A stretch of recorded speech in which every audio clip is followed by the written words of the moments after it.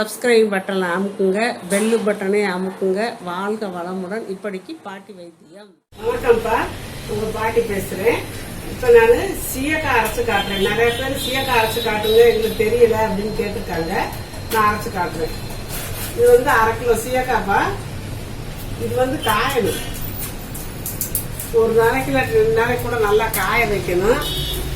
அது கூட 1/2 கிலோ சீயக்காவுக்கு பச்சை பயிறு ஒரு 200, கடலைப்பருப்பு ஒரு 100 கிராம்,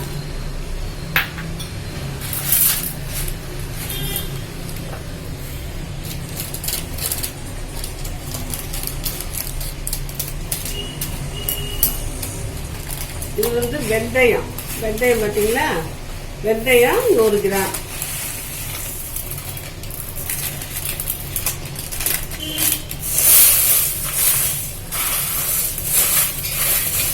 இப்படி பரப்பி விட்டு போய் வெயில்ல போய் வச்சிடணும்ப்பா.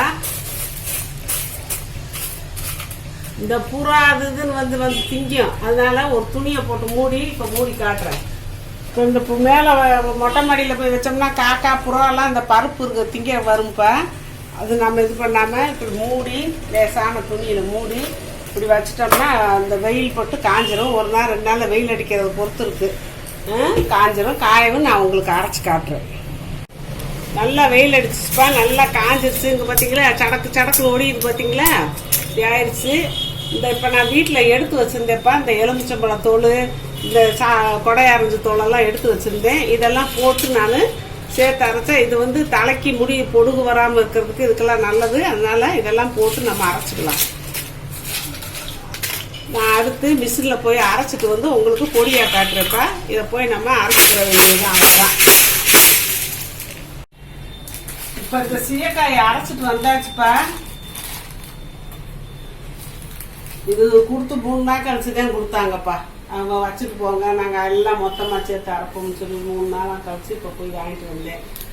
இது வந்து பியூர் சீயக்காய். அதில் வந்து வெந்தயம், பாசிப்பயிறு, கடலைப்பருப்பு, எலுமிச்சம்பழம் பழத்தோல், ஆரஞ்சு பழத்தோல் எல்லாம் போட்டதுனால ரொம்ப மண்டைக்கெல்லாம் ரொம்ப குளிச்சு ரொம்ப நல்லது. இப்படியெல்லாம் அந்த காலத்தில் போட்டு குளிச்சவங்க தான் இப்போ குளிக்கிறது இல்லை. இப்போ வந்து ஒருத்தருக்கு வந்து அளவு சொல்கிறேன்ப்பா. நிறையா முடி இருக்கவங்க சாதாரணமாக பொம்பளை பிள்ளைய இவ்வளவு போட்டு குளிக்கலாம்ப்பா. ஆம்பளை பிள்ளைய மொட்டை மண்டை தானே, கொஞ்சோண்டு தானே முடி இருக்கும். அவங்களுக்குலாம் இந்த பொடியே போதும். இது வச்சு உடம்பையும் அவங்க எண்ணெயெல்லாம் தேய்ச்சி குளிக்கிறாங்க. உடம்புக்கும் இந்த சீயக்காயை போட்டு குளிச்சுக்கலாம். அதனால நீங்க இந்த மாதிரி சீயக்காய் நிறைய பேர் செஞ்சு சொல்லி காட்டினீங்க, கேட்டீங்க. நான் செஞ்சு காட்டிட்டேப்பா. இந்த மாதிரி நீங்க செஞ்சுக்கோங்க. உடம்பெல்லாம் எண்ணெய் தேய்ச்சி குளிக்கும், பழுச்சுன்னு போயிடும். முடியெல்லாம் அப்படி சாப்பிட்டா சைனிங்கா இருக்கும். பார்த்து பொடிக்கி இந்த மாதிரி செஞ்சுக்கோங்க. வாழ்க்கை வளமுடன். இப்போ நிறைய பேர்ப்பா நான் அவங்க கொஸ்டினுக்கு ஆன்சர் சொல்றதுலன்னு கேட்குறாங்க. சொல்லிக்கிட்டு தான் பாருக்கேன். நான் அதுக்குன்னு சொல்லி பார்வையாளர்கள் கேள்வி பதில் நான் போட்டிருக்கேன். அதை பார்த்துக்கோங்கப்பா. அதை பார்த்தீங்கன்னா உங்களுக்கு தெரியும். நான் வரிசையாக கேள்வி பதில் போட்டுக்கிட்டே இருக்கேன்.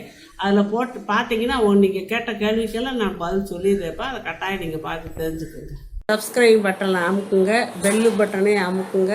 வாழ்க வளமுடன். இப்படிக்கு பாட்டி வைத்தியம்.